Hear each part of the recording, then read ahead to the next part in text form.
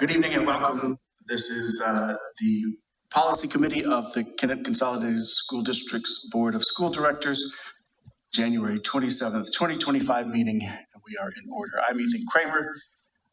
The other member is Toya Myers. Are you here? Present. And if the other members and folks at the table wouldn't mind introducing yourselves, we'll start. Lynn Golden Meraki is present. Dave Cronenberg, ex officio. Chris Marsala, Director of Human Resources. Kimberly Rizzo Saunders, Superintendent. Vicki Garrett, Board Member. Linda Carrillo, Board Member. Cassandra Jones, Director of Pupil Services and Supports. Thank you to all. A reminder, this is a non-decision-making meeting. There will not be a vote. The purpose is to discuss 4 policies that have been submitted by staff members. The goal is to get those discussed in order to inform President Cronenberg's decision as to whether to put them on a future board agenda, potentially, and likely including the next board agenda for the upcoming February meeting. So with that, I'm going to turn it over to the staff member. Chris, are you going to? So Ms. Marsala is going to introduce policy number 113.2, and we'll get through these several policies with as much discussion as all present at the table wish to have. Thank you. Thank you. And so the first policy that we have on the agenda under new business today is policy 113.2, behavior supports. Back in December, we approved a new policy, which was 113.1, which was discipline of students with disabilities. And that policy has been approved by the board. And so we now needed to go back to 113.2 to ensure that that policy would align with the new policies. So there are a few updates to this to ensure that our policy 113 series aligns. And so I will turn it over to Cassandra Jones, our Director of Pupil Supports and Special Education Services, to explain any additional details.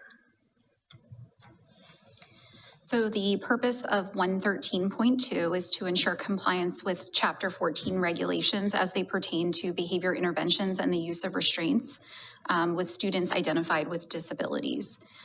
As Chris stated, we're revisiting this policy due to the adoption of 113.1, which was a new policy for us, really to ensure alignment between all of our 113s.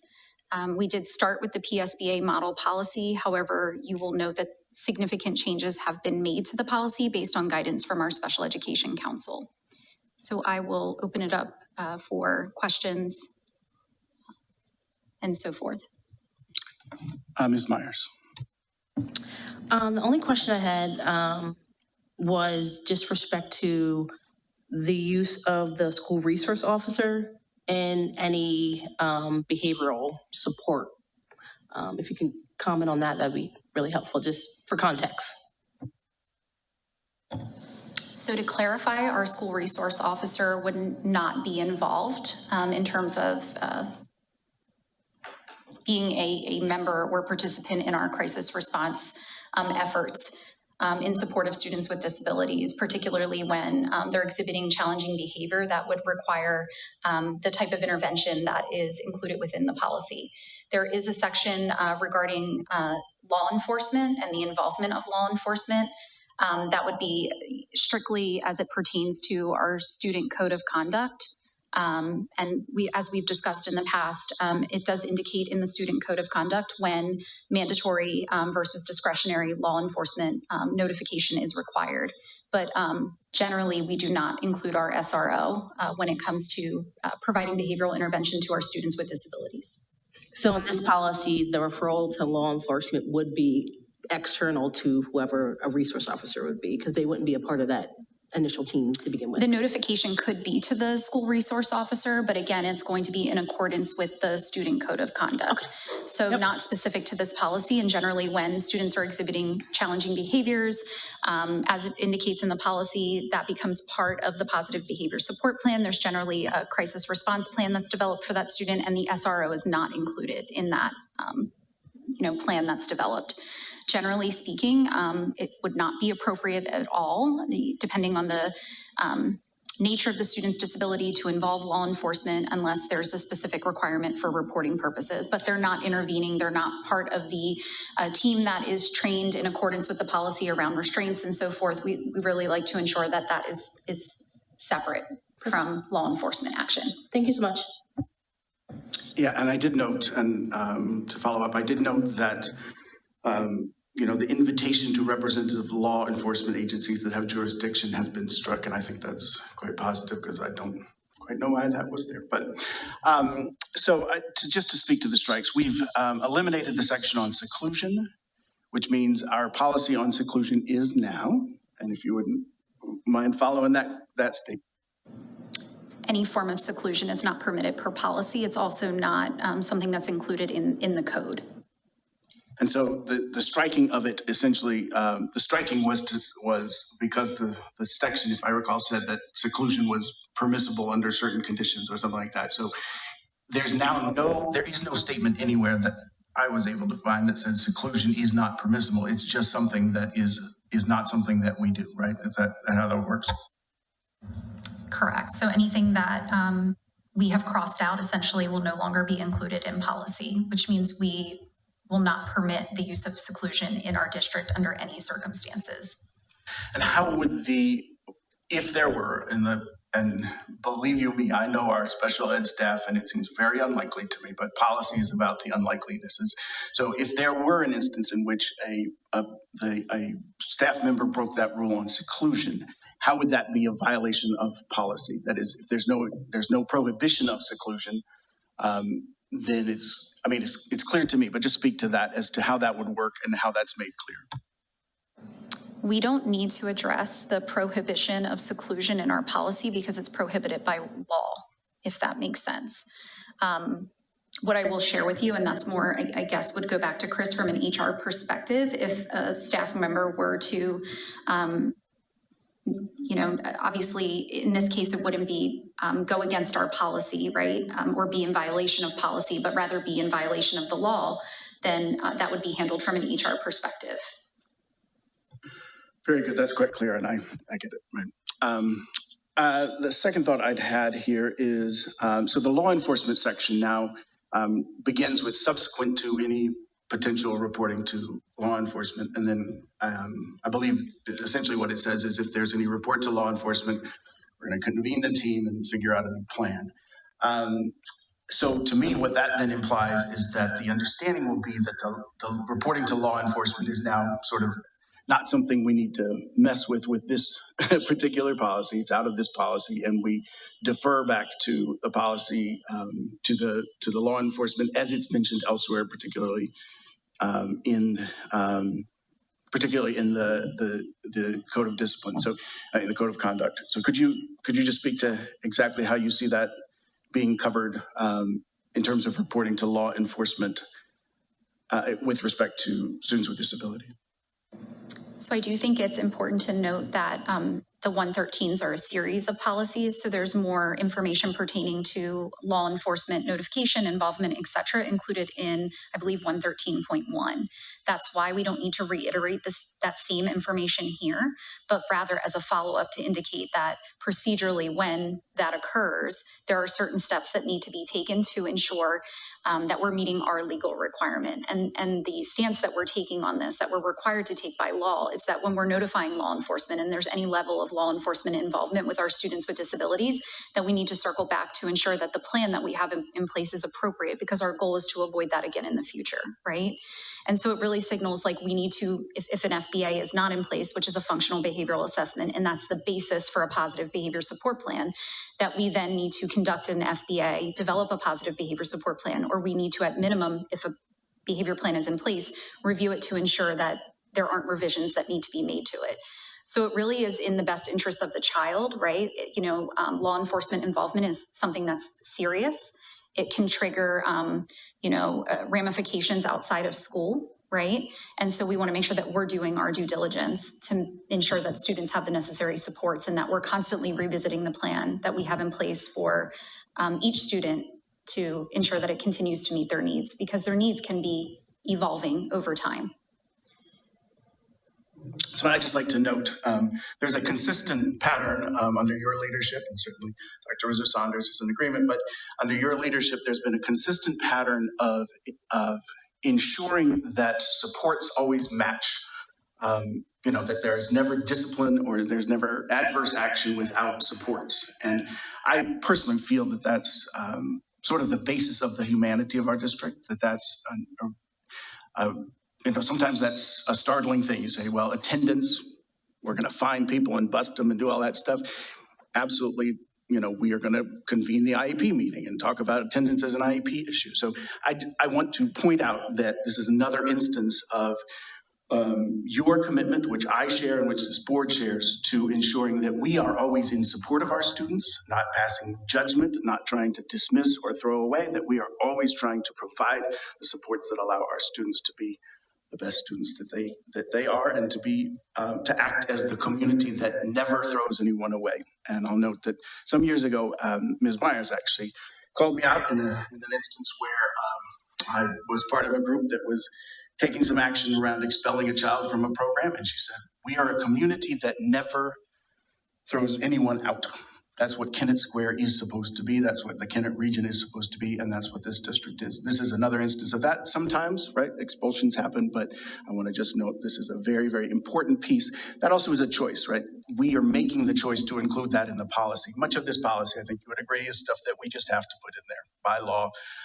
But that is a place where our humanity shines through. And I appreciate the fact that you've done that. And I commend it to the board as something for us to take seriously and to vote affirmatively on, and to take note in particular of that section. Any thoughts on that? Would you agree? I'm appreciative of the feedback, and absolutely, that's our stance. I think even going back to the conversation that we had in the summer regarding the student code of conduct, right? We need to be approaching the work that we do with students from the standpoint of what more can we do, right? And as far as discipline goes, pairing consequences with appropriate interventions, because the goal is to hopefully prevent the behavior from occurring again. So I always say that we can't hold our students more accountable than we hold the adults that are here to support them. And I think that's the key with all of these policies. Other folks at the table like to ask questions or make comments? Just a question. A point of clarification, taking out the phrasing about educating in the least restrictive environment. I'm just wondering why we're striking that from the policy.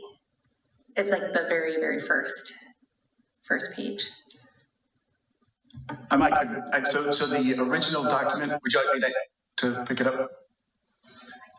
Sure. My shot is that the original version is not really an introduction, so that Ms. Jones has rewritten the introduction to make it an introduction. Certainly, we're obliged to do least restrictive, and I think it does mention that later in the policy. It does. Also, I want to go back to the 113s. It's a series of policies that are all connected, and so the idea of educating students in their least restrictive environment, I believe, is captured in policy 113, okay? So you start with 113 and then as you progress. So what we tried to do is streamline. I think that was feedback that I've received, is that policies can become extremely redundant. And so wherever we can streamline the policy, we did, because there are other policies that support that. Great, thank you. So it's an overarching theme and not just being redacted there. Thank you. So 113 is like the umbrella policy, and then 113.1, 113.2, 113.3, and eventually 113.4 will live underneath of it.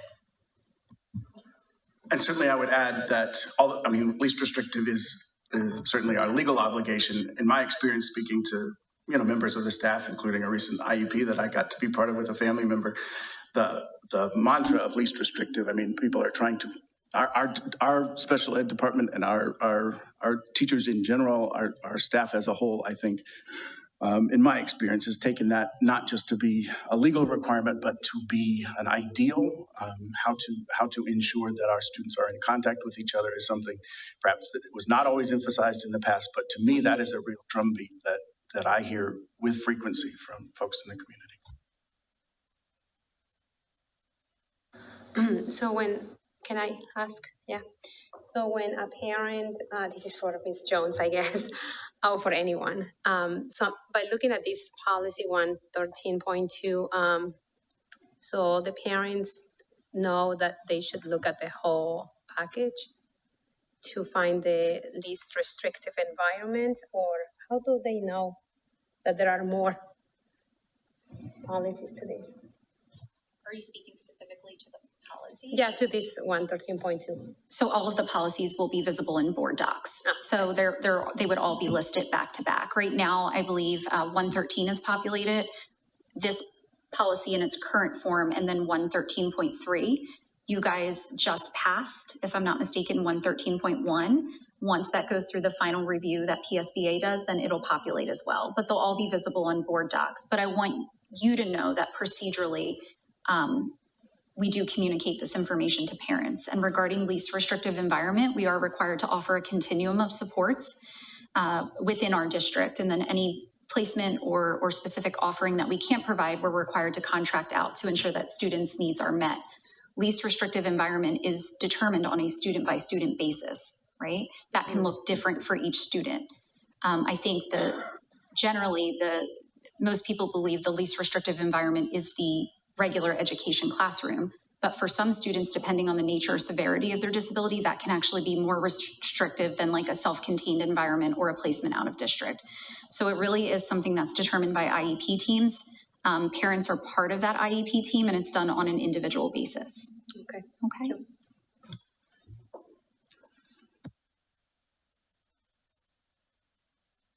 Okay, so other questions or thoughts?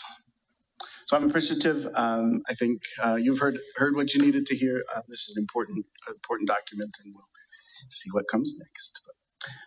So if we'll move on, Ms. Marsala. Okay, that takes me to 2.2 of new business, which is policy 137.3, participation in career and technical education programs by home education students. This is a new policy and very similar to what we were just describing under the previous series. This is actually under the 137 series, which is home education programs. We have passed the 137.1, which was extracurriculars. We've passed the 137.2, which was participation in co-curriculars and academic. And now this is a third and new policy that also falls under that in the 137.3. And this actually discusses and addresses participation in career and technical education programs. So this is a new policy. Thanks, Ms. Marsala. I don't know that there's a whole lot. Do you need to present on this one? Any questions, Ms. Myers? Oh, go ahead. The only thing that I was going to share is that we are required to allow our home education students to access our CTE offerings. That was required as of the beginning of the 23-24 school year. It's something that was passed in 2022 with Act 55. And so we're just essentially establishing the policy to ensure compliance with our legal requirements, but also from the standpoint of ensuring equity. We want this to be something that is public facing so that people know that it's available to them, and it's not a matter of, only the families that are aware of their right to have their child attend CTE being able to access.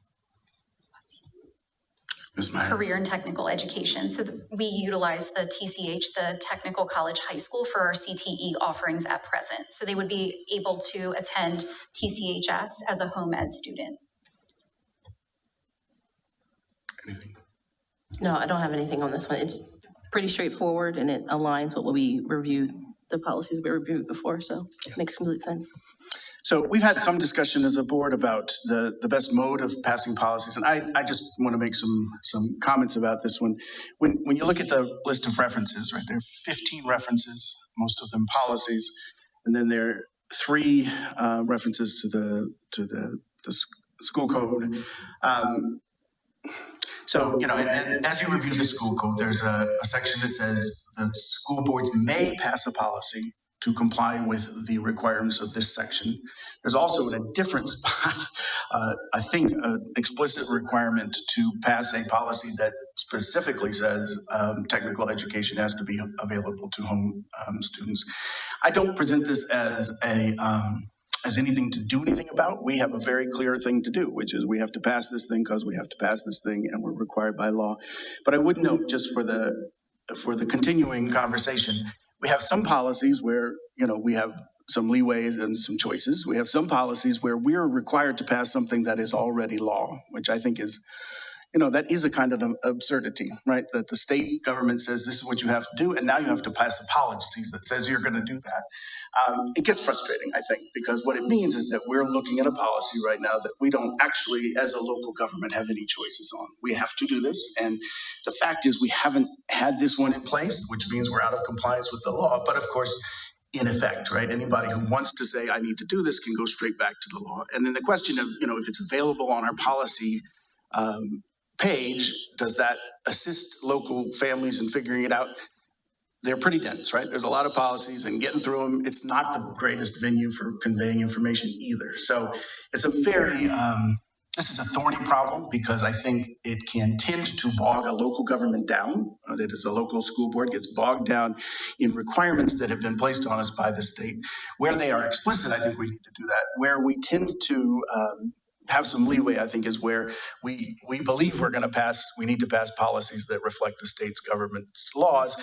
But there are instances where we don't, and I appreciate your working on streamlining in those instances. So I have actually nothing more to say on this one, because this is not actually, to me, this is not a local government issue, and we only have to do it because somebody in their wisdom passed a law and said we've got to do it. So we did it, and we'll keep moving. Any other thoughts from anybody else at the table? All right, onward and upward. Okay, that takes us to new business 2.3, which is policy 236.1, threat assessment. This is a new policy, and I am going to turn it over to Cassandra again to really give us the purpose behind this policy. So I think to piggyback off of what you just said, Mr. Kramer, this is a legal requirement. So this is a policy that we most certainly have to adopt to ensure compliance. It's also important to note that we have had a process for threat assessments procedures internally. We just did not have a policy to support those procedures. We since have revisited those procedures to ensure alignment with our policy now versus the reverse. And to ensure that we're meeting all of the requirements that are detailed within the policy regarding reporting and so forth. So the purpose for this is really clear. There's a legal requirement. It's important for us to have detailed, a policy to address student behavior as it relates to threats to safety within our schools, and then ensuring that staff are properly trained and that we have a procedure that aligns with the policy. The policy is extensive. We did start with the PSBA model policy, but there are a number of elections that we had to sit down and discuss as a group. And then there were certain amendments to ensure consistency with structures, teaming structures, and so forth in our district. So anything that's bolded was revised. Anything that there's an X is an election we're taking. Anything that isn't X, that doesn't have an X is an election we're not taking, if that provides some level of clarification. And there were some additional statements and things that were added, again, to ensure alignment with other policies that we currently have.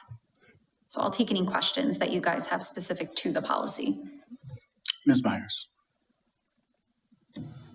Let's see. I think you spoke to it a little bit earlier about the team, so that was a part of the question. It appears here that there is a threat assessment team, and who might be a part of that. So I like that process, but also just a question around the election piece that you were just talking about. And what page is this? I guess it's 4. We didn't choose the election of trauma-informed approach, and just wanted to see why we might opt out of that one. That's a training. It's a training element. Yeah, training. So it is specific to annual training that threat assessment team members will receive. We're providing training in accordance with state requirements around trauma. That training will be ongoing for all staff. This is specific to the training that the threat assessment team members will receive on an annual basis, just those individuals, but we're providing trauma training to all of our staff as we're required to.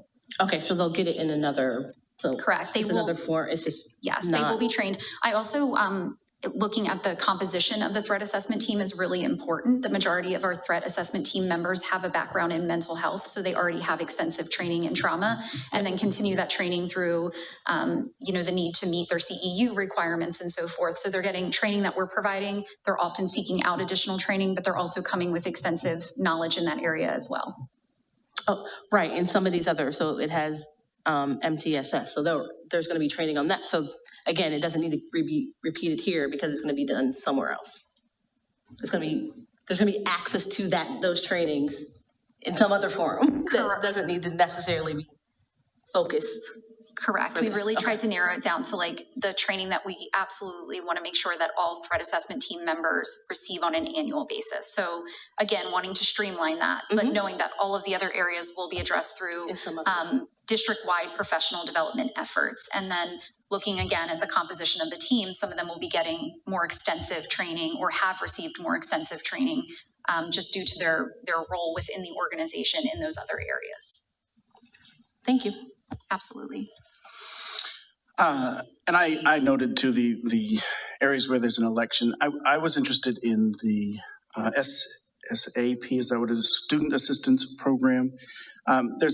There's one place, and I will admit that this policy might have broken my brain trying to get through all the links and understand what's going on here. I mean, in general terms, our duty here is oversight as a board to ensure that we do our best to make sure that the resources are available and that the people who are in charge of this extremely important effort know what they're doing. And for my part, I can say 100% that I believe in our staff on this topic. This is the kind of thing where folks like Ms. Jones are exemplary, and I'm delighted that I don't know that delighted is right, because this is never an instance where a threat is something that we can be delighted about, but it is incredibly important to me that our staff is capable, ready to go. We are good at this thing, and I'm glad. But if you would mention, so student assistance program somewhere was checked off and in another place was not. What is our student assistance program? Is a defined term. What is that? Because that's something that I have not had any contact with in my 3 years on the board to this point. We will, over the next few months, be bringing a policy forward around the student assistance program, just so that you're aware. Regardless, whether we have a policy or not, we have an established student assistance program in the district. We also have had a longstanding partnership with Devro to provide those supports. That contract is renewed on an annual basis and something that you guys have approved for a number of years. The program really is specific. It's an additional layer of support that we have available within our schools to address needs related to substance abuse, mental health, and so forth. So there is a referral process. Staff can refer a student to the SAP team. The SAP team will review the referral. There's an assessment process. Someone from Devro comes in. They facilitate the assessment process. All of that is with parent consent, parent knowledge, just so that you're aware. And then depending on the outcome of the assessment, they connect the student to available resources. And those resources can be a variety of things from some type of mental health support, therapy, counseling, to maybe some group level support, and then recommendations for the school-based team. So it really just depends on the nature of the concerns, the outcome of the particular assessment, and then the determination that is made around what the student needs to be successful. But it is kind of like another layer of support. We utilize Devro for that support, and we have people that come in to help facilitate that with our school teams. Can I add something? Please. I believe the county has a student support program meetings like twice a month, and different providers from different clinics, different schools. I have seen Maribel in those meetings participate, and they talk about what's going on with substance use or mental health, and it's just like a networking meeting through the county. I believe those are facilitated by, is it Compass, Mark? I think so. Yes, Yeah, so we do have staff attending those monthly sessions provided by Compass Mark. Very good. That's good to hear. If I could ask, please go ahead. I just want to make one note. There is a section that talks about ongoing monitoring and seeing these teams as unique teams, right? So there's the threat assessment team. There could be, the child study team, right? And then it says it's the student assistance program team. So it's like three different things that can kind of converge together. So I like that they're different as opposed to that one team being automatically being a part of the threat assessment team. So I just want to name that was a part of this policy as well. My underlying question is just, so you said there were elections that we did. Mostly they made sense to me. I guess the SAP, if that's not checked somewhere, somebody will have to follow up on that because I don't think I highlighted it. But since we do have an SAP, we would normally check that option. So I'll look for that, and if I can find it, I'll get back to you. But in general, you said there were some decisions that had to be made. Can you just characterize what were difficult? What were maybe not difficult, but what were discussions where our team made a choice, and how can we as a board, support those choices, and where is it important for us to mention that we are endorsing choices that have been made by our administration? So what I will share with you is looking at the document, you can see where there were elections that needed to be taken. We had to have conversation around those, obviously, as a team. And we do have a subcommittee of our administrative council that's working directly on policy. And then we were able to share this particular policy with our full administrative team for feedback. In terms of decisions that needed to be made, I think the elections we made were extremely straightforward. Like there wasn't a lot of conversation or debate regarding the policy per se. It was really when we got into the procedures. And I think the conversation that is always hardest to have is around each individual member's role and their responsibilities, right? And so really defining who's responsible for what in terms of the process, what is more of an administrative task, what falls to our mental health professionals to manage. So it wasn't the policy per se that there was a lot of discussion around, but more the procedures that really needed to be kind of better defined or more detailed than we had in the past. I think that if I'm being transparent, some of our threat assessment team members were just not clear on what their role was in the process, and it was really essential for us to clarify that for them, but then to follow up and provide additional training in support of those more clearly defined roles and responsibilities, which we are working to do. We have training scheduled on February 5th where we're going to walk through the procedural document that's been created. Even though all of the members have been trained in CSTAG 1 and CSTAG 2, it's important for us to revisit that, right? And the training is more broad in general and specific to the platform, but there were some decisions we had to make about our process and what that looked like in the district. So less conversation around the policy, more around the procedure. And that's where the we'll say debate, right? There wasn't disagreement. Everyone knows this is what we have to do. Safety is of the utmost importance, right? It's number one on the list of things. It was more so from the standpoint of a process like this, when there truly is a threat and we have to work through those procedures, can take a very long time. And it obviously there's a team that's involved in this process. It doesn't fall to one person. And so kind of deciding who was responsible for what is where the debate, there needs to be some healthy conversation in that area. That's very good. I would note just if there is any instance in which any of this policy needs to be reviewed, this safety issues can be done in executive session. So if at any point there's anything that does need to come up, or a couple of things that if they get specific, policies can end up being executive session. And I would invite that if there is any question about something, that's something we could do. I actually think the things that I thought might need to go into executive session, I think we're fine on. And I do actually think, this just is such a complicated thing for a board member to review. I do like the fact that it provoked that conversation, because that ongoing discussion of how to respond in these instances, very difficult to respond in the moment under the emotional circumstances, and being prepared and having the conversation beforehand and having roles. There'll still be things that happen when you're faced with a real an instance where there's a potential threat. But I'm certain this is a good thing to be doing. So I don't have anything further, and I'd ask other members present if they do. So seeing, I did want to also mention, so the check mark format, my first instinct was to say we should eliminate the ones that we don't do. Clearly, that's a boilerplate kind of thing coming from elsewhere. So they say, here are the elections based on the law. I actually think that's quite good to just leave those in there because it does say what our choices are, which I feel is transparent. This is coming from, here are the possible options. It gets a little confusing if you can't figure out why that's happening. You go, well, why are these not checked off? This is our policy, but I actually think that's a good format. So I would continue to leave those in. So I think one decision that has to be made is whether or not we're going to keep them in once the policy is approved. Just to, again, be transparent, with the policy around home education and having students participate in a CTE program, I removed all of those that we did not elect. I really needed to do that for my own benefit, to just be able to read the policy through and kind of eliminate the information that wasn't relevant, but I left it in this policy. I can't explain why I did that, but I did. I guess I want to know your preference moving forward. Do you want to see the elections that we didn't take for the purpose of this meeting? And then my recommendation would be to remove those for the purpose of a finalized policy. I get wanting to be transparent, but it makes the policy extremely difficult to follow, particularly when you have a 13-page policy.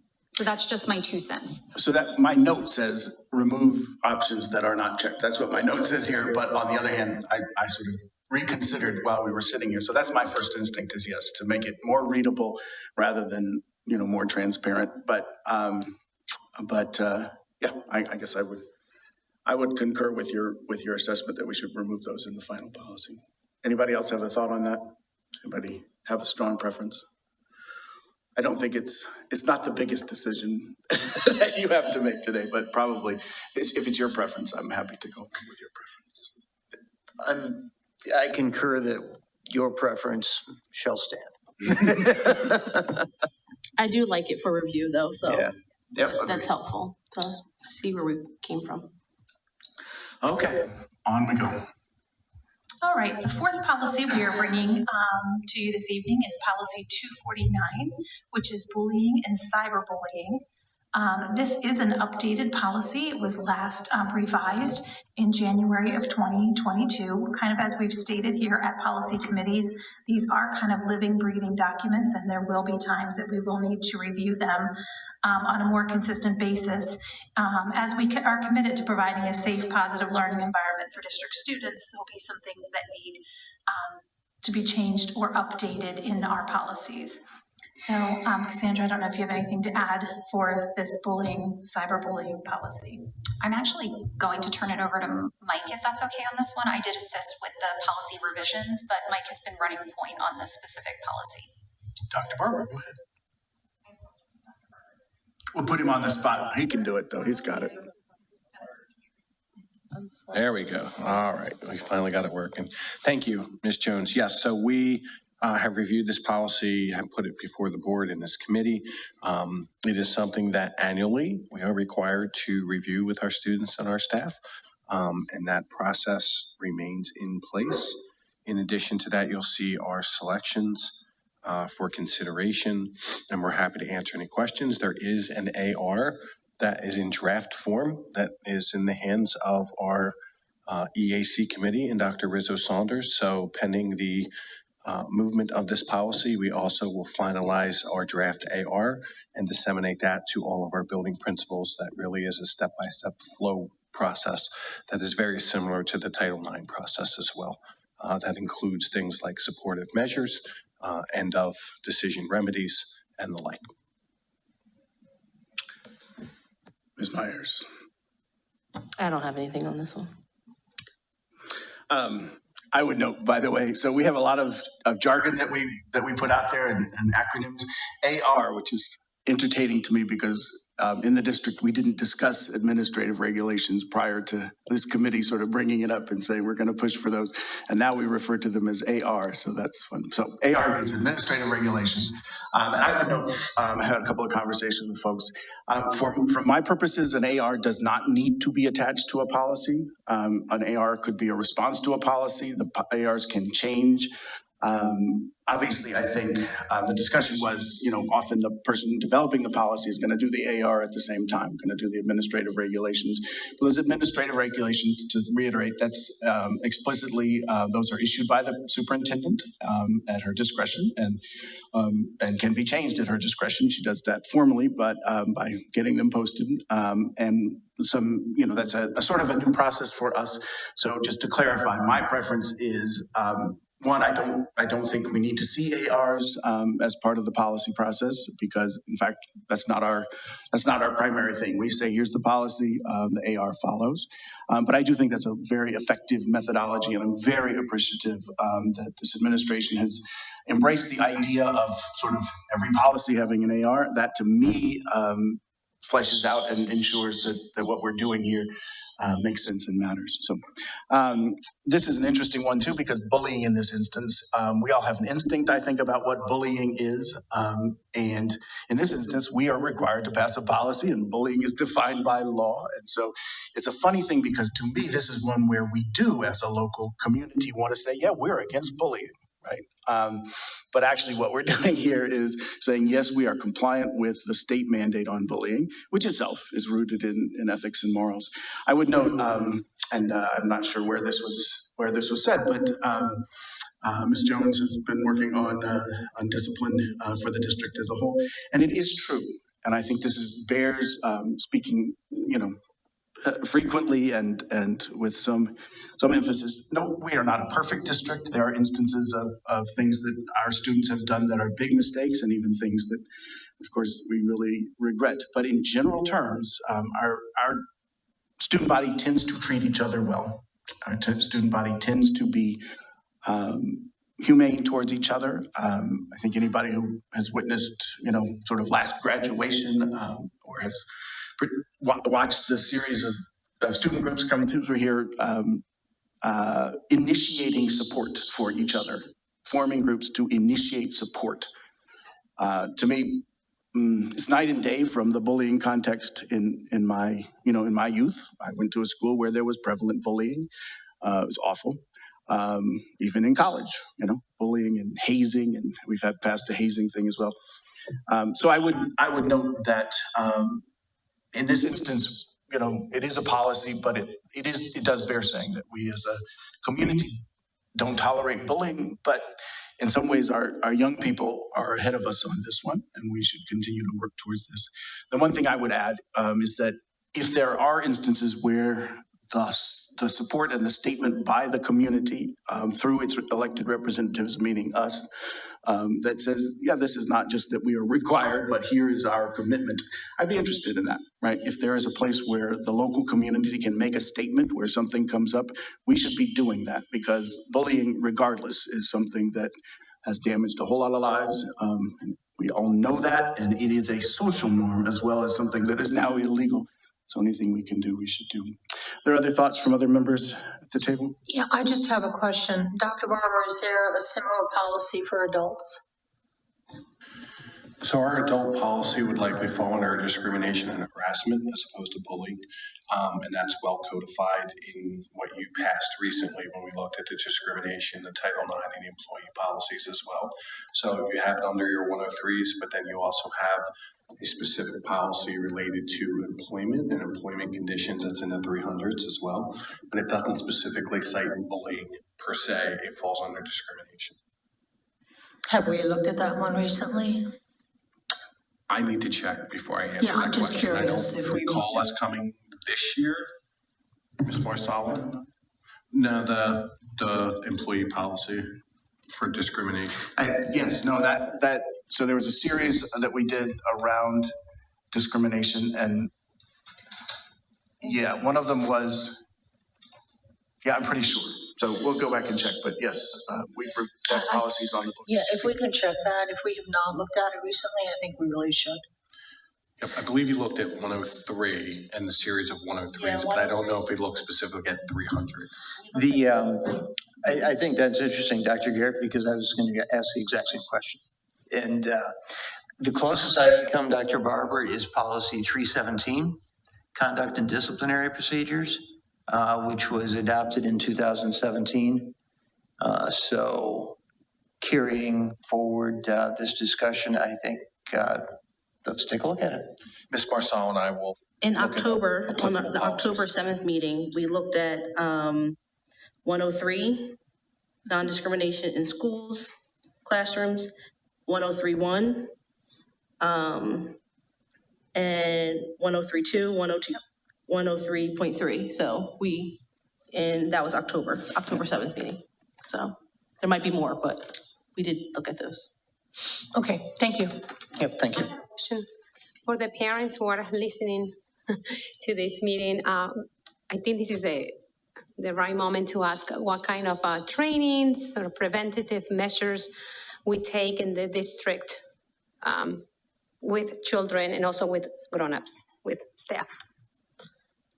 So I'll start with the student perspective as well. Our administrators have a number of tools at their disposal in addition to the work that Ms. Jones has done through her department in pupil services, through guidance counselors, social workers, mental health therapists, and the like, school counselors. We also have looked at various programs. Specifically, there's one that the middle school has tried out and used, excuse me, as well as their strength period that they have done many lessons with regard to bullying and anti-bullying as well. Didn't we use Olvea's bullying like a couple years back? Is that too old? It probably precedes 5 years. There was a movement in the county that I recall. I don't know that we officially adopted that program. We may have used lessons from Oleas, but I don't believe that we officially adopted it as a tool. On that same day, we looked at policy 104, non-discrimination in employment practices. So I think that whole series, anyway, that October meeting might have had what we are talking about now.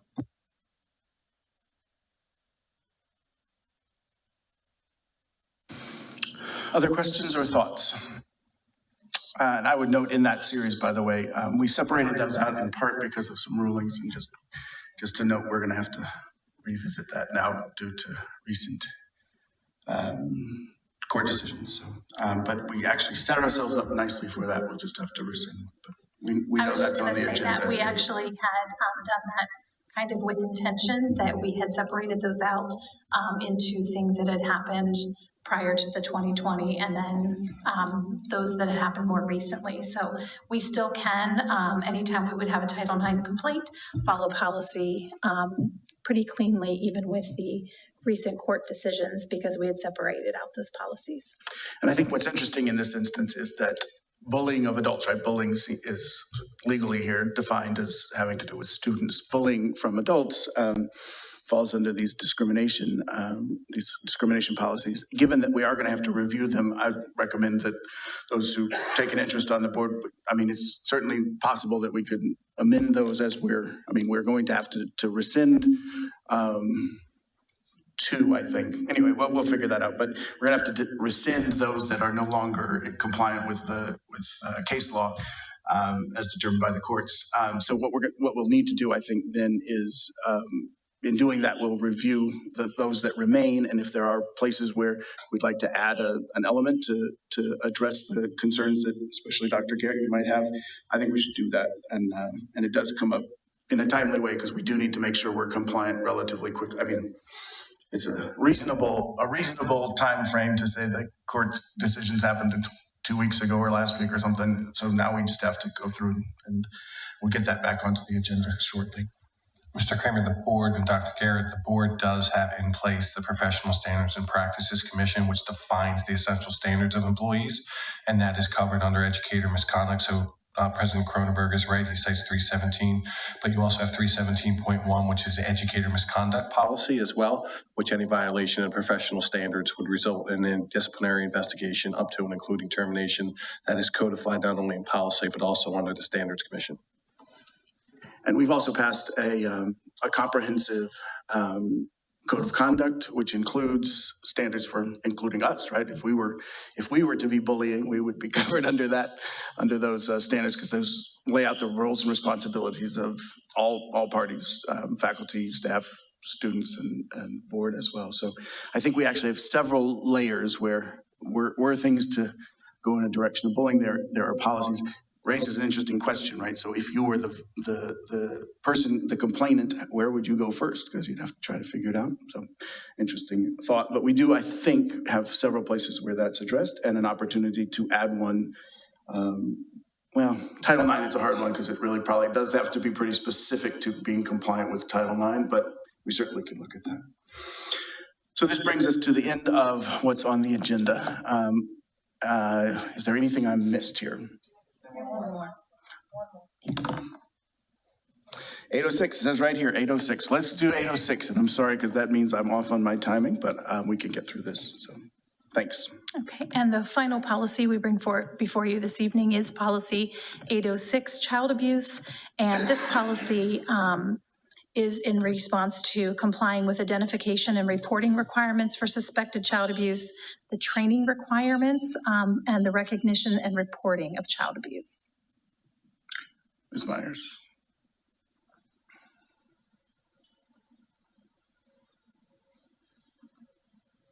I don't have any like major questions about this. It's pretty straightforward.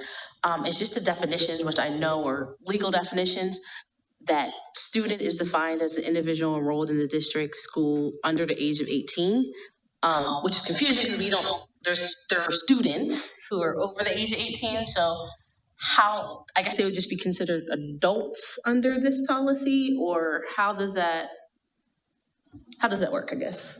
So because they're not considered minors once they turn 18, and then it doesn't fall under the child abuse reporting parameters. CYF won't even act on reports for individuals that are received that are age 18 or older, if that makes sense, because they are technically adults, even though they're still enrolled in our schools as students. Right. I guess the word student, I guess there could be a perpetrator that's over 18 that's it's a student, but I guess still under this, they'll just be a strictly adult, even though they would be an enrolled student in Kennett. So I guess that's the definition makes sense, but our use of student everywhere else doesn't really coincide with this. So it just makes it a little bit confusing, but it's sourced, it says 5. So it's clearly something that has to be in there, but that's the piece. Like, I understand that child abuse is, they're not a child, but then what does that look like in investigation? Because there could be instances of students, our students, who are not that are involved in, that would be a part of an investigation that's in this policy that wouldn't then be named as a student, I guess. So just trying to, how do we clarify that in the investigation piece of things? I guess think that's what it is. Like, you're speaking specifically to a situation where a student of ours over the age of 18 were actually an alleged perpetrator. Is that what you're speaking to? yes. We would have a requirement to report that, assuming that the victim, right, the alleged victim, was Right. under the age of 18. Yeah. Okay. It's an interesting point because there are places where some of the protections should apply to all students. But this is one of these where, we as a school board can meet and say, we're going to review this policy. Our educators all live this thing, speaking as a spouse of an educator. Everybody knows that you're required to report, and the requirements are, it's kind of the way you live, right? You know that if you have found something out, you have to tell somebody. That's, there are penalties for it that are far beyond what we're capable of putting in place. And it is absolutely important. Abuse is a prevalent problem, but we don't have anything to say on this. This is now matters of law and a life that, as someone who cares for children, you are always aware of your status as a mandated reporter, and I am certain that that's a constant discussion. It can be complicated because once you find something out, you've got to report. And I've been a mandated reporter in various instances myself, but so I don't actually have anything to say because this is state law and super important and way beyond our ability to change anything. So I'm happy to just sort of make sure that we're compliant and move it forward. All right, anybody have any thoughts? I have a quick comment once we complete discussion on this item, but I appreciate this item and I'm ready to move forward. All good? Professor Cronenberg. Well, in this case, that's not too far off.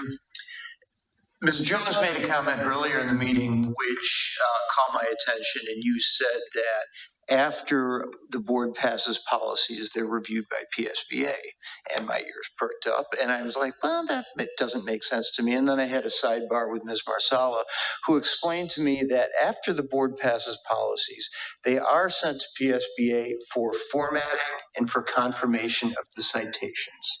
The verbiage is not changed. So from a governance aspect, there is no governance changes. You know, this is done appropriately. PSBA is simply making it prettified, if you will. So Ms. Marsala, Ms. Jones, thank you very much. Mr. Kramer, thank you for allowing me to make a comment. That's what I had. Prettified is a good word, and I appreciate it. I mean, I think that's under, you know, a legal term, that was just codified, right? They're codified by PSBA. They're not, they're put up and turned into, you know, make sure the numbers fit and all that stuff. So yes. And I But would say it's. I'm going to say prettified is great. We're just going to keep with that. They also ensure that it's in a consistent format so that they are easy to read and understand and follow the same formats where you're looking at purposes, definitions, et cetera. So none of the vocabulary, as he said, has changed. It's just making sure that we're following the actual templates. There's an interesting issue, and I'll share it with our new superintendent who is used to other states. Pennsylvania has codified, the government will pass an act and then it has to be codified. So it has to be turned into code. And Pennsylvania, there's a whole bunch of stuff that's never been codified. So if you're trying to find Pennsylvania law, a lot of it you can find, in the laws, but then there's this whole section, there's a whole body of laws that have been passed and that are the law, but that are not part of the code. And it is really an absurdity. And that has been true for decades, that Pennsylvania can't get itself codified. So I'm glad we have work to do on policy, but at the very least, we know our codification has gone well. Prettification has gone well. Are there any other comments? I just want to say I'm sorry if I caused alarm. You caused a clarification, which I think is helpful to all of us as board members and to any member of the public. So I appreciate the statement because I didn't know that. Very good. Well, we better yield the floor because we've got 2 minutes until the next committee starts. We'll shuffle our seats, and thanks to all who for attending and for your comments, and especially many thanks to Ms. Marsala and to Ms. Jones.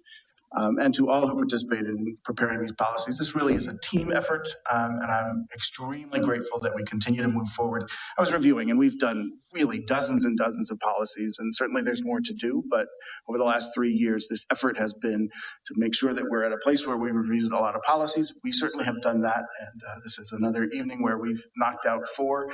That's a big deal. Thanks to all involved. 5, sorry, I keep saying 5. I think I'm eliminating 1 because we can't do anything. Thanks to all, and thanks for the clarification, and to all a good night.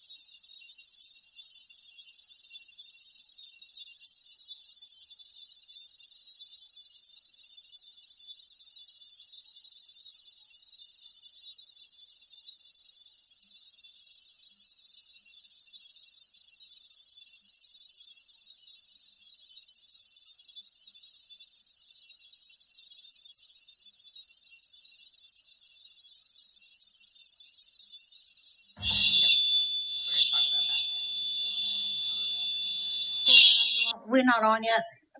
Are we on?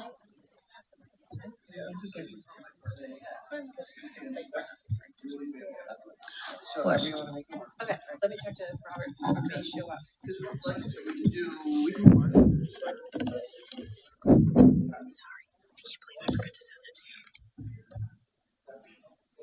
Oh, I got it. I copied it.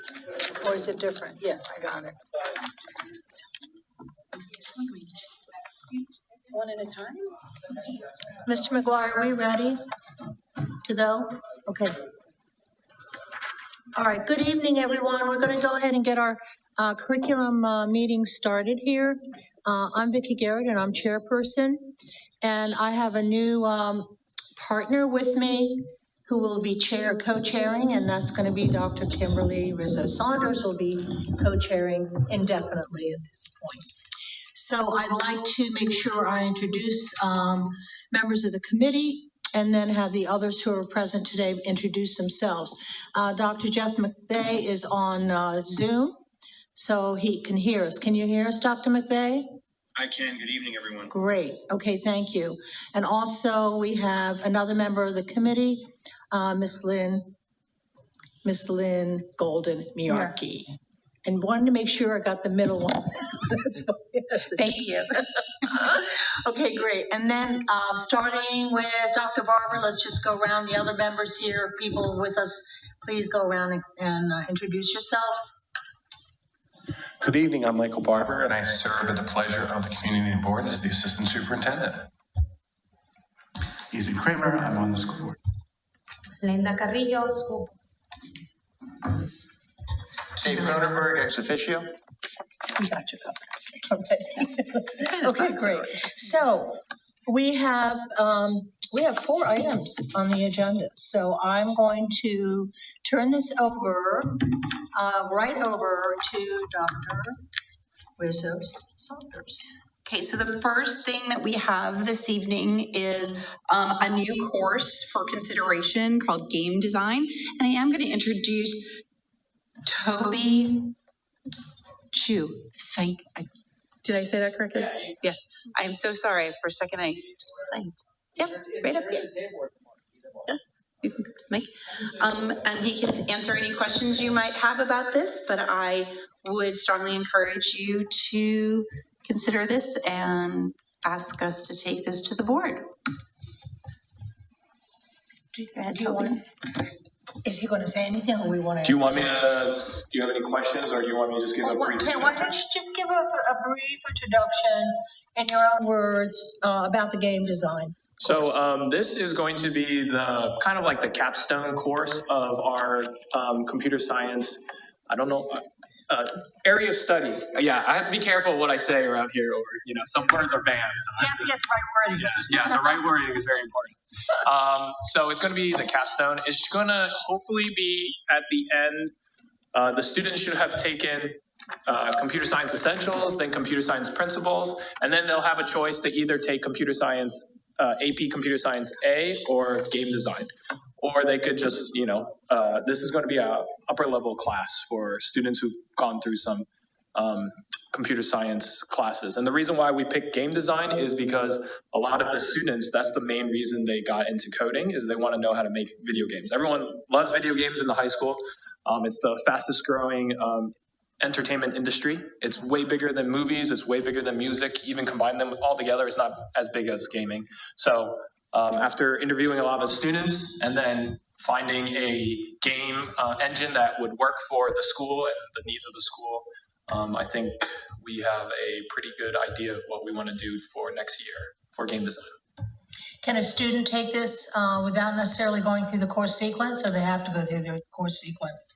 So in order to take this class, there is some prerequisites. You need to know, I think for the first 2 years, I think it's okay if they've taken CSE and they can go into game design, or they can take CSP and then go into game design. But after 2 years, I think our goal is they have to take CSE, CSP, and then go into game design. It's because game design, it's built on things that you learn in the previous 2 classes. We can kind of get around that for the first 2 years, but if they really want a solid base, they have to take the first 2 classes first. Because you could have a student that's really highly talented, Right. could immediately jump right into game design. Not necessarily? Yes, I'm actually thinking of like some students right now that they could, but I think for the area, the path, what is it called? Course, what is it? Course of study, yeah, course of study. I think we want them to take the 3 classes so that way they can get like I don't know, a certification, like, I don't know what's called, but something special. Okay, great, thank you. Yeah. I have a question. Yes. You sound very passionate. I'm curious as to what do you teach? Oh, I'm a STEM teacher, so I teach engineering, I teach computer science, and I teach some math. Thank you. Any other questions? I think it's great, very exciting, really. I don't recall a new course being brought to us before. We get new textbooks from time to time. We get new clubs all the time. And, you know, for better or for worse, I don't want a new course to be treated the same as the many new clubs that are brought to us, right? So how do we evaluate the need for a new course? And how do we, you know, understand the community and the size of the community to which it might be? I'm going to defer. So I just got nods because, by the way, I didn't know that. I worked on the assumption that all no courses had to go to the board. So I didn't, you know, it's going to be a new process.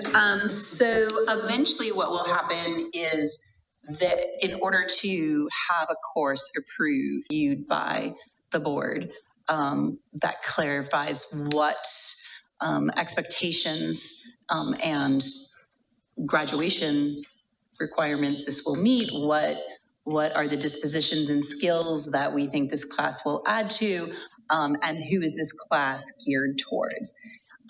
As we continue to build Cadet Future Ready, this class is going to fit right into that piece, and it is geared towards students who might otherwise not be as interested in long-term computer science classes, and really maximizing their interest. So, but we will bring a process to you that clarifies how and why we're adding the class. Also, I mean, keep in mind that adding a new course sometimes means additional resources, financial resources. So that would mean that's something the board would have to approve, whether it's through the budget or maybe a single approval, depending on what that course is. Well, to that point, if you're teaching this new course, that means you're not teaching a section of a different course, right? Yes. Well, I was hired as a STEM teacher, and I take math courses if I don't have enough STEM classes. And currently, I'm teaching 2 math classes. So if the game design comes in, I lose a math course, but I don't know because I've been just teaching math all the time. So I'm ready to do anything. You just let me know. I understand that you're not the one that puts the pieces of the puzzle together, but I'm going to look at Dr. Rizzo-Saunders and Dr. DeAngelis. I'm not going to ask you to speak to it. You can just nod or shake your head. But is there enough of an audience for this new course? Yes. You have seen that on our Instagram page. We were just named the Female Diversity Award winner. We're going to put out a press release. Cover the mic. So we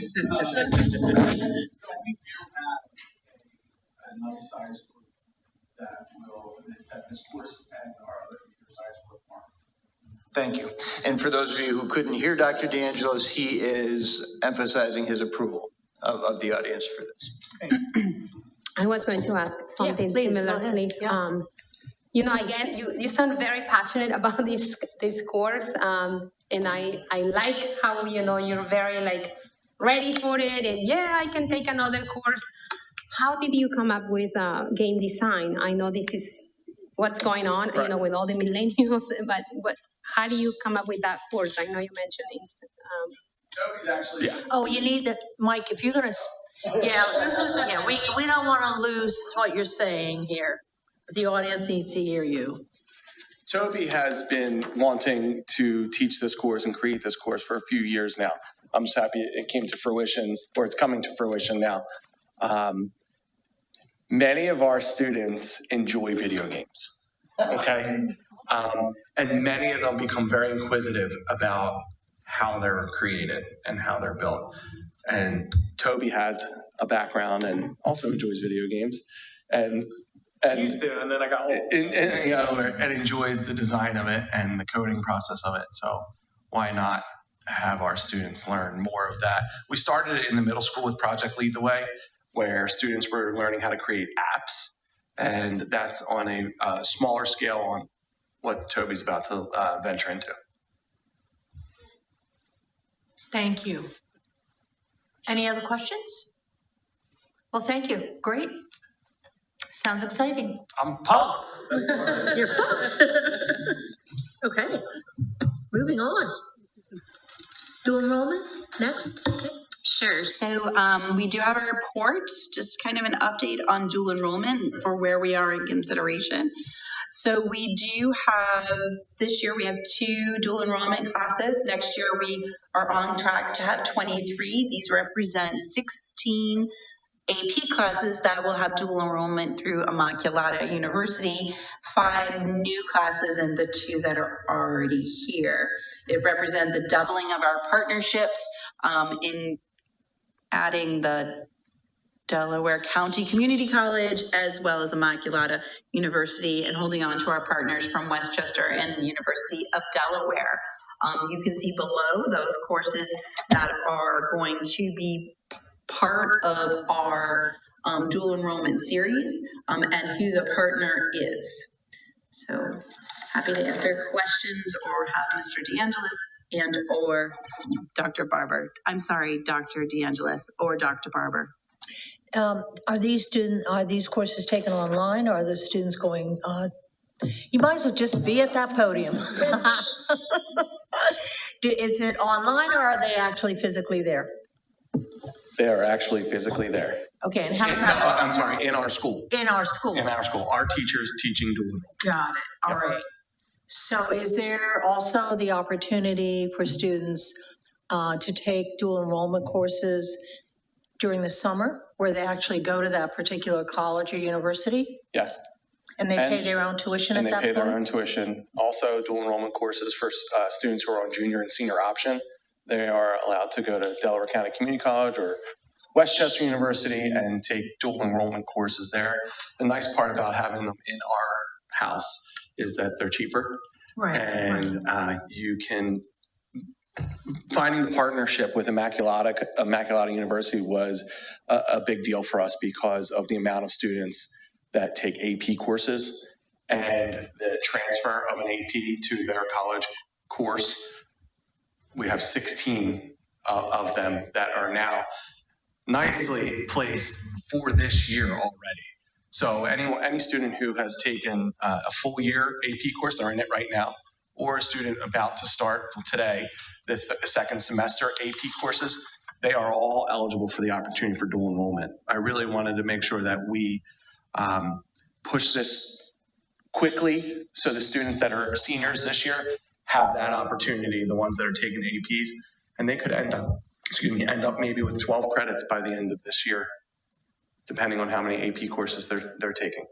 So do any of these courses apply to what's required, and therefore a student can complete their credits by the end of the junior year?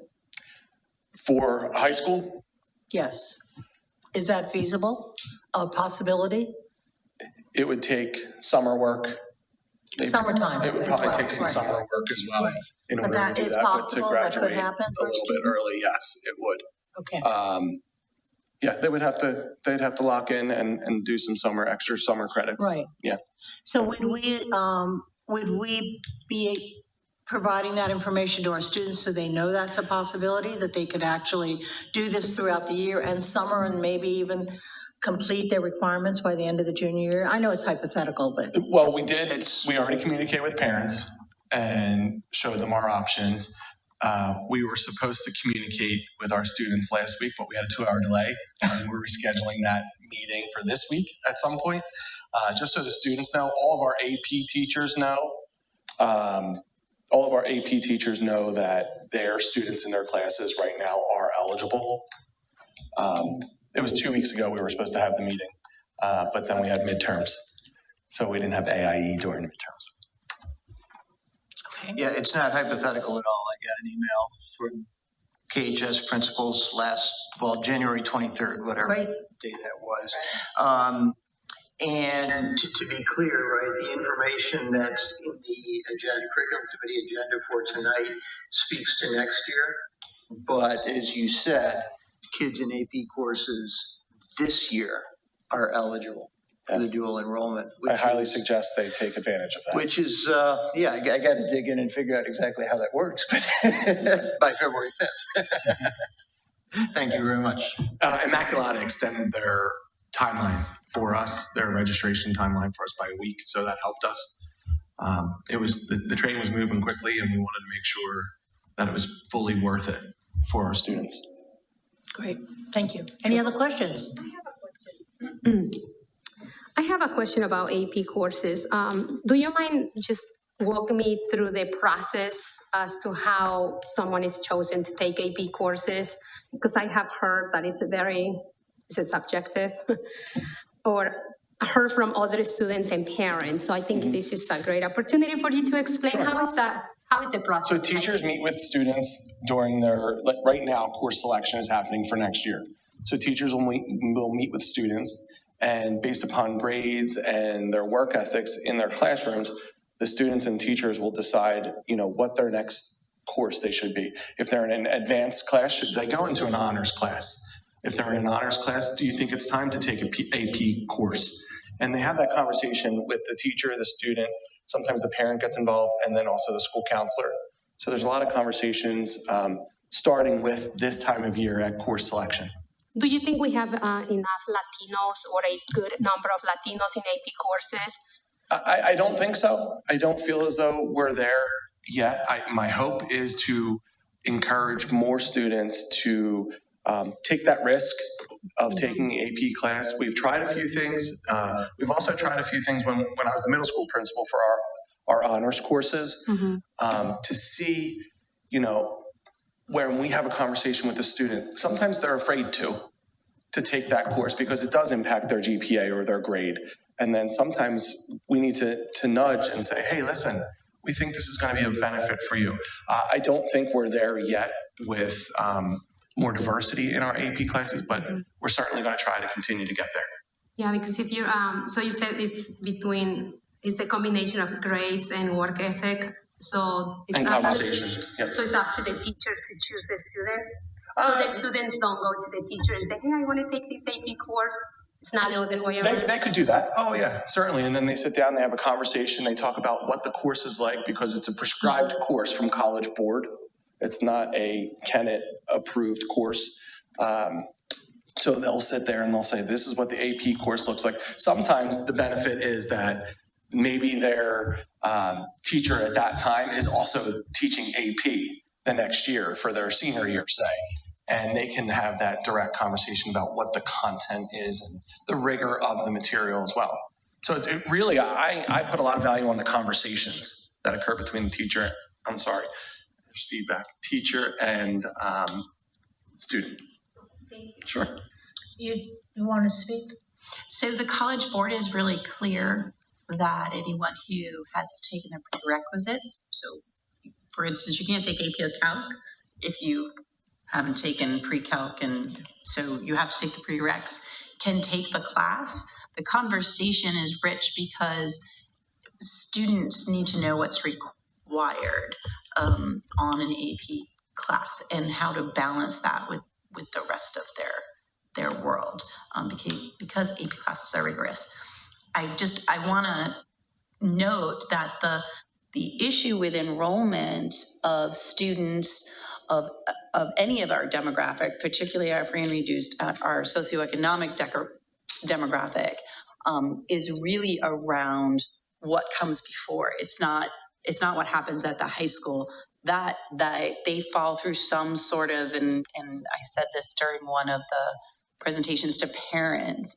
I'm not really sure. I couldn't really locate that information as I was doing the entry work, but someplace, somewhere prior to them getting to the high school, they're deciding that that's not a track that they're interested in. And we need to start really looking at where does that opportunity fall apart for people, because it's not when they start their freshman. I mean, for some kids, maybe it is their freshman year, but when you have 50% and by then, you've only got 4 or 5%, that those things are problematic.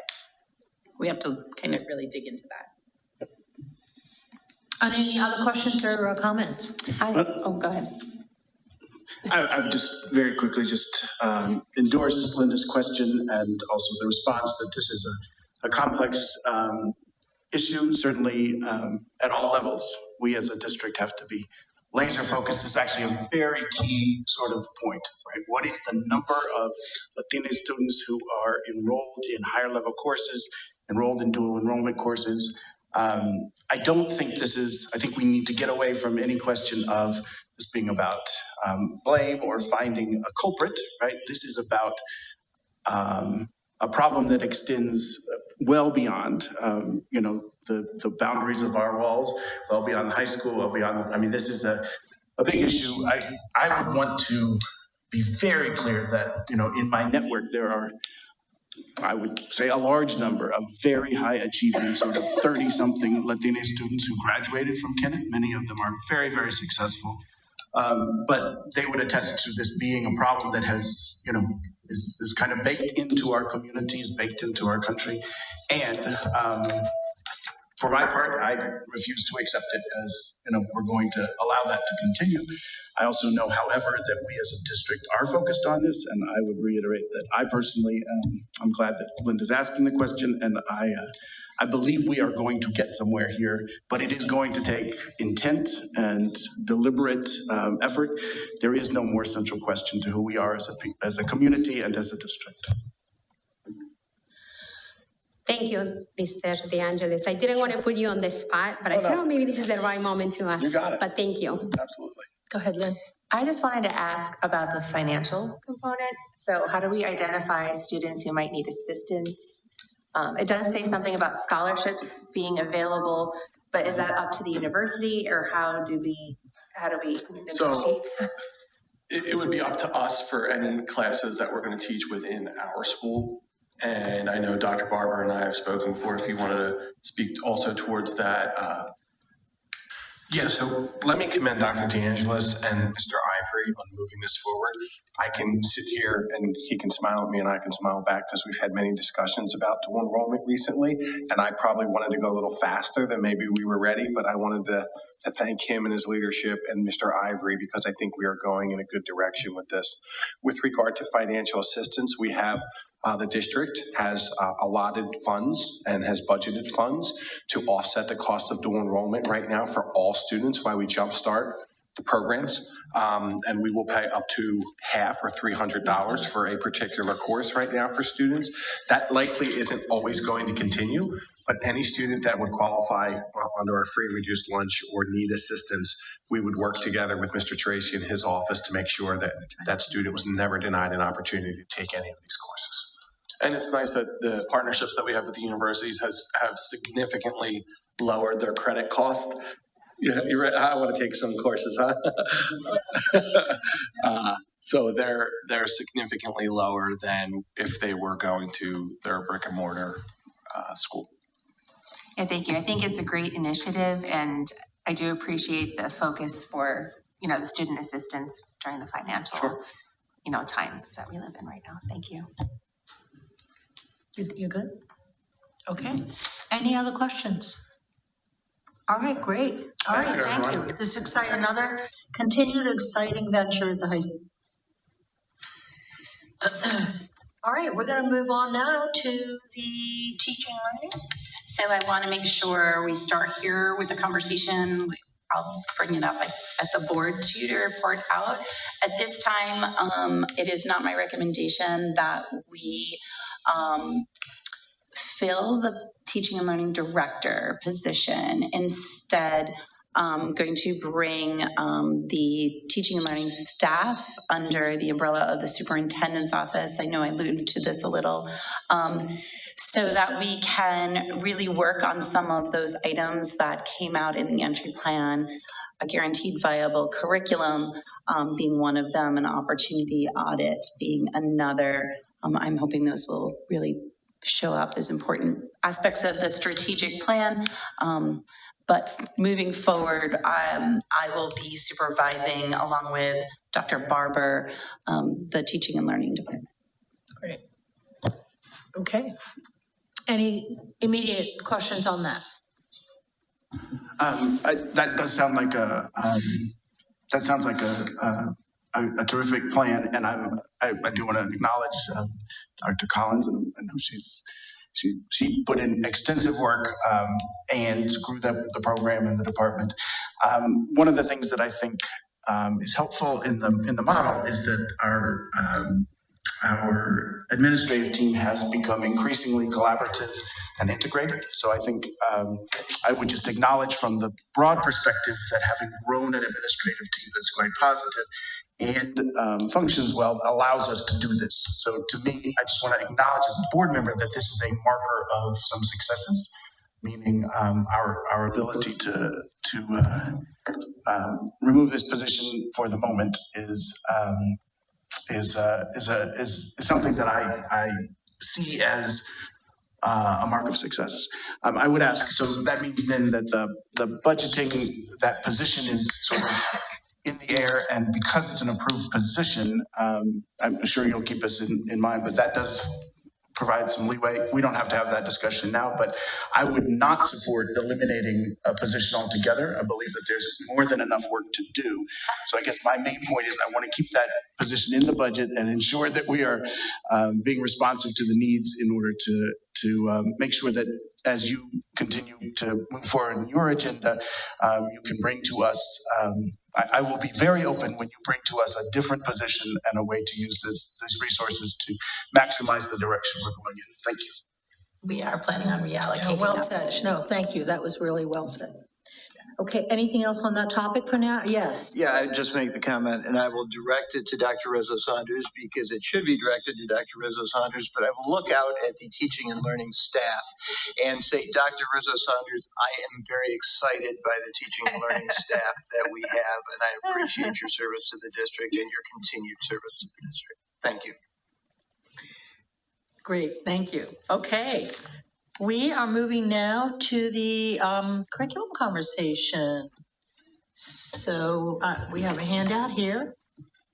So this might feel a little redundant for people, but I do like everybody to be on the same page and being able to use the same vocabulary. So I just have a couple of, it is a PowerPoint, but I figured you would want to leave with what I call cheat sheets. So there's a specific vocabulary we use in curriculum, and so I just kind of wanted to go through that. What curriculum was, what it is referred to, and maybe a little bit about what it's not. So when we refer to curriculum, we're really talking about the content, the lessons, the academic programs that are designed for students to move them through a progression of K to 12. So a lot of time when you hear me talk about curriculum, you're going to hear K-12, K-12, K-12, because students only get one diploma, and that really is the goal, and we should be working backwards from what do we want students to cross that stage with, what skills, what dispositions, what knowledge, and what is the scope of that knowledge at each grade level? What's the sequence by which they'll learn it? What standards are we aligning to? So in Pennsylvania, there's some state standards, but many of those state standards are based largely on national standards for specific things. Like we have Pennsylvania state standards on science, but they are really very closely related to the next gen science standards. And we also always want to have a framework by which we believe students are learning those facets. So Standards, I already talked about what those are, or what an example of those. Those are really the high level 100,000 foot expectations we have for our students. Learning objectives are much more granular. So we always talk about grain size when we're talking about curriculum. What grain size? So standards are up here. Objectives are kind of the next piece down, and then you might actually talk about progressions, which would be one more layer. And then you have competencies. So competencies are, again, skills and dispositions that we must insist that people master. So this is your mastery level. So a competency, by the time pretty much around the end of third grade, is that students have skill enough in reading that they can switch from learning to read to reading to learn. So their reading and their reading comprehension is good enough that they can use their skill of reading to actually learn new material. So that would be considered a competency. Many states across the United States are really looking at a competency-based system. That is a conversation for a whole different day. But one of the things that we are going to want to talk about when we start talking about a guaranteed viable curriculum are what are the competencies that we want students to graduate with. Then there's instructional materials, and this is where we sometimes get into the what is and what is not curriculum. Instructional materials are the core programs, the stuff we use to teach. So that could be a textbook, that could be a core program that has everything from a textbook to consumables. It could be the science kits that we get. Those are all instructional materials. And then a pacing guide is similar to, is how quickly are we teaching and in what order are we teaching it. So then you have assessment. Really next you should have instruction. I don't know why I did it in this order. I keep trying to avoid the CIA acronym. So I keep saying CAI. So that's what that is. All right, so assessment is really how we gather information about what students have learned. And there's several different types of assessments. You have formative assessment.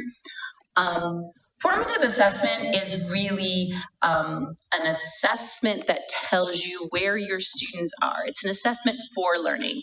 It helps you better understand how you can better teach. One of my pet peeves is when they say that formative assessment makes up a certain percentage of a child's grade. That is not formative assessment, that is summative assessment, which is next. Summative assessment is an assessment of learning. This is what we have learned, and now you've shown me that you have learned it. So if you think formative assessment is assessment for learning, summative assessment is assessment of learning. That makes sense? And then you have a whole nother set of diagnostics. These all break down into criterion reference and standard reference and norm reference and blah, all that. But that's, again, a conversation for a different day. But diagnostics are very specific, really digging down into what a student knows and how well they know it.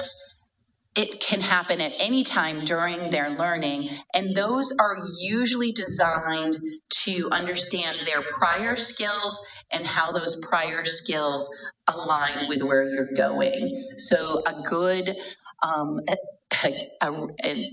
really good example right now, our Ames Web, that is a diagnostic. We're looking at what they have as they move along. What skills have they acquired and where are they? Eventually we'll be able to use that to really do some in-depth analysis of what kinds of interventions we need to use. You've all heard of other types of diagnostics. I tend to actually call I call them well kid checks. Everyone takes their kid to the doctor for a well child visit. That's really what those are, is where are we, how are things going, is there something going wrong? And they're really quite important. And then you have performance-based, problem-based, project-based. There's a number of different categories, and really you're looking for a student to demonstrate through a project, through a task, through an accomplishment outside of what we typically think of a written test. So a good project-based or performance-based would be in our CTEs or in our band classes. They perform at the end what they've learned. So a rubric, everyone, I love when I ask my son, did you get the rubric? And he looks at me like, no one gives a rubric anymore. So a rubric is really a scoring guideline, usually given to students prior to the evaluation so they know exactly how a project or a test or an assignment is going to be graded. A benchmark, so a benchmark is a very specific point in time we want students to achieve.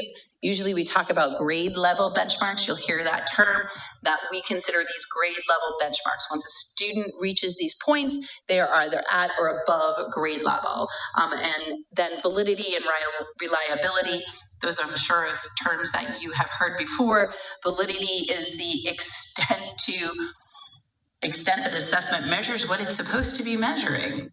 And reliability is that we consistently get the same results with an assessment. When we look at diagnostics, when we look at standardized testing and standardized assessment, we're really looking for something that's highly valid and highly reliable. And then feedback is anytime we give student feedback on their work. So my students back a long time ago, because although I know I don't look like I've been doing this for 30 years, thank you very much, I have. And so the students used to say, but you bled all over our papers, because I used to give a lot of feedback for writing. And feedback is really important in order for students to do better the next time. So. And then you have instruction. So really instruction refers to how we teach, the practices we use.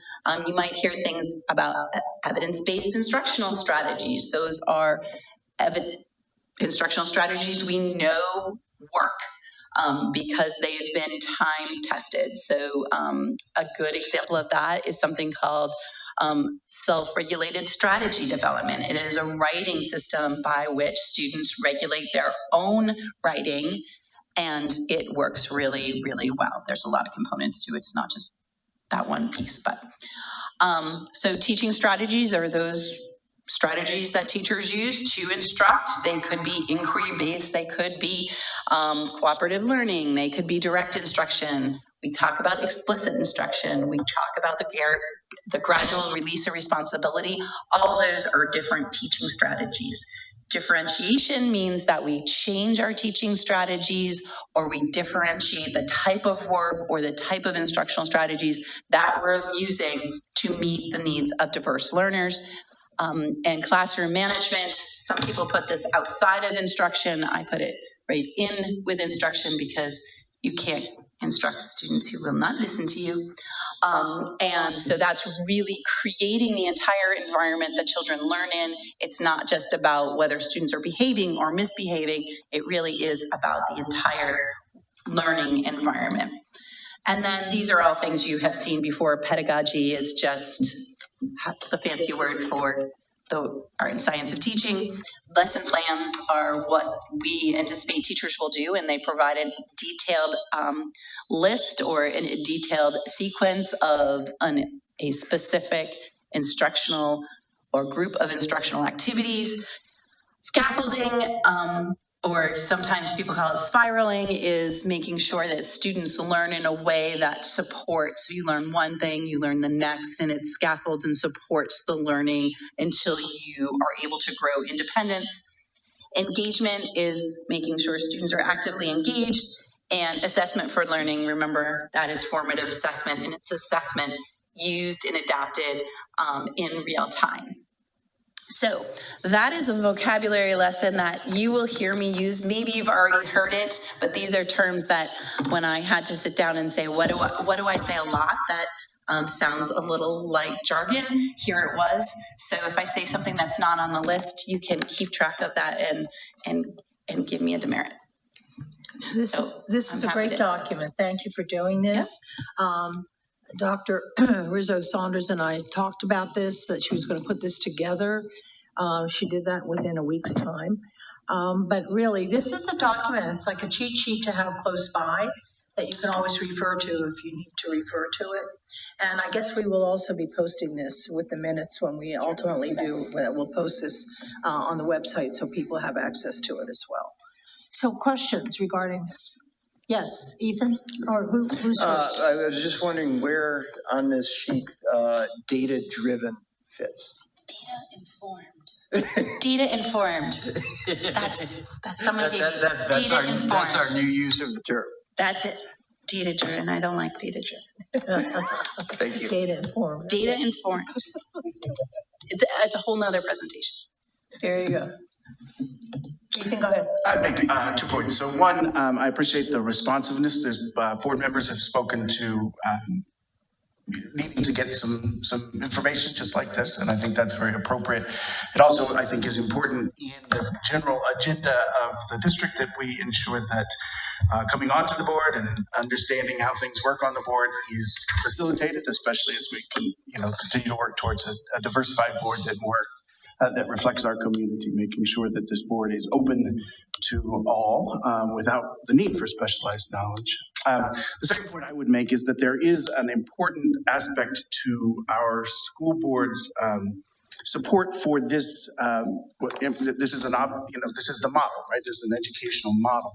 I would note that the pitfall, and it's a pitfall that I would argue has been incredibly destructive to our system, is to emphasize one aspect of curriculum assessment and instruction over another. Primarily, meaning assessment has been privileged or has been seen to be more important than the other parts, to the extent, right, that I've gotten recently several calls with a parent who is sort of upset because the assessments that happen are not being sort of then turned into some statement about how their child is doing, right? If my child is taking a test, I want to know how good my child is, or something like that. This idea that we as a board and that this administration is focused on the full picture, right? That curriculum, instruction, assessment, those things fit together, and assessment fits into a picture. It is not the end, right? It is not a place where, we want to say all we care about is whether our teachers are pounding assessment numbers into their children's heads so that we get good scores on the PSSAs. I know, right? When we're bouncing what we endorse, what we support, what we speak to as representatives of our community, when people say, well, what are the PSSA scores? You say, yeah, how do they fit into this? Right? How does PSSA fit? It's not that it doesn't, right? But it is not, it is less important than most of the other assessments based on the idea there's a continuum, that there's a continuum here. And our local curriculum, our curriculum that is being worked on by really talented, really terrific public school educators, right? Public educators at all levels, that curriculum doesn't match the state as well as it matches the local. Right, and the classroom instruction is always more important.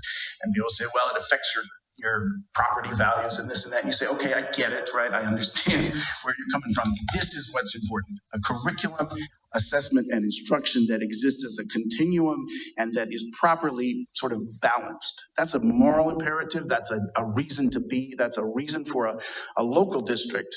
Because I will tell you from experience that our teachers, I think most of the people who end up watching this YouTube video, and there's usually about 80, are probably public educators in our district, professional public educators that we value.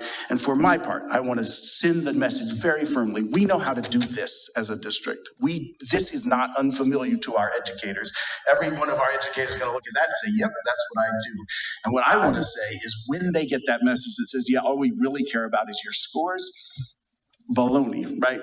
That's taking one piece of this, privileging it, and turning the whole thing into sort of a factory of some kind. So I appreciate not only kind of the basic, instruction here, but also the idea that what we're talking about is a comprehensive view that we as a board and a community can endorse. Balance these elements and ensure that when questions come up, we say, sure, PSSA is one thing.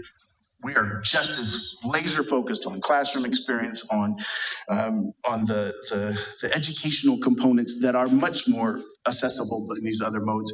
If you're worried about tests, well, we're much more worried about how tests fit into a total picture. Thank you. Thank you. Did you want, I thought you wanted to, okay.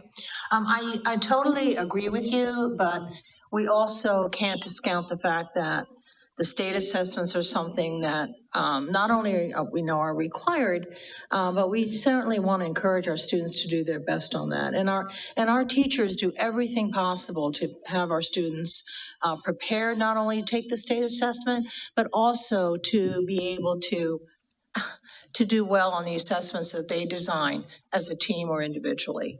So, I mean, it would be a great world if we didn't have to do any of the national or state assessments, but that's here, and I think it's here to stay for a while. Anything else that anyone wants to contribute at this point? You have something else? Absolutely.